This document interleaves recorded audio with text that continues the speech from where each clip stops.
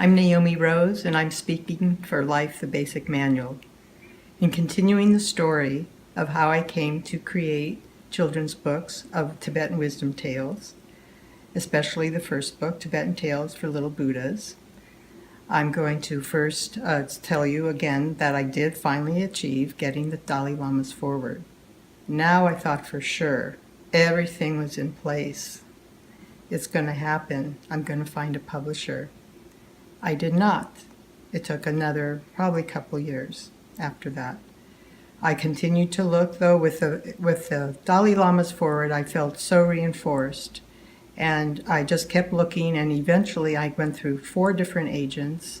Finally, I was guided through some other synchronistic events to the right publisher who lived in Santa Fe. They happened to know the Dalai Lama personally. They were Tibetan Buddhists, and they were excited about my book. And finally, in 2004, the book came out.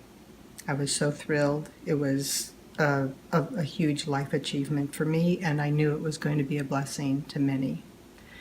So that I thought, okay, I got it down now. And little did I know the next thing was going to be called for me, from inside me. I had to go out and be in public. I had to be a speaker. I had to go in front of children.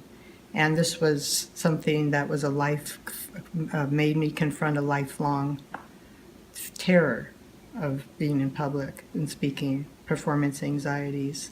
And I knew because of the 10 years it took to get the book published, that this was, again, just taking me on the next inner journey that I needed to go on.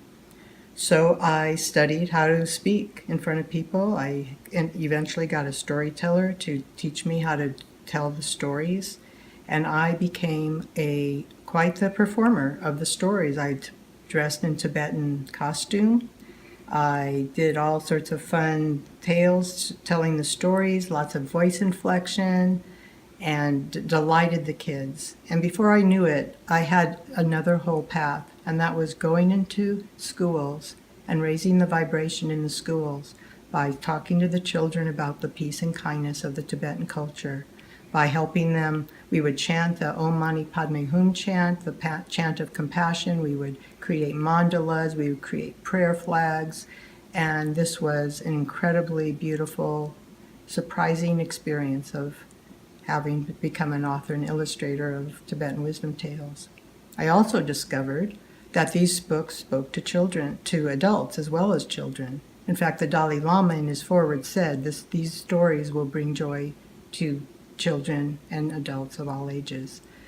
So it was incredibly gratifying after the whole journey, the outward experience of it, and also the inward, because I learned more than ever when I look back at the whole journey how much it required the persistence in spite of everything that was being revealed to me, all the obstacles that were showing up, to continue the inner journey as I was going through it, to pay attention to what was called for inwardly, to continue to do my prayer, to call upon the guides, the energies, the angels, to help me. And the process was just a huge training ground for many other things that then came about in my life. I'm very grateful for the experience, and then other books followed after that.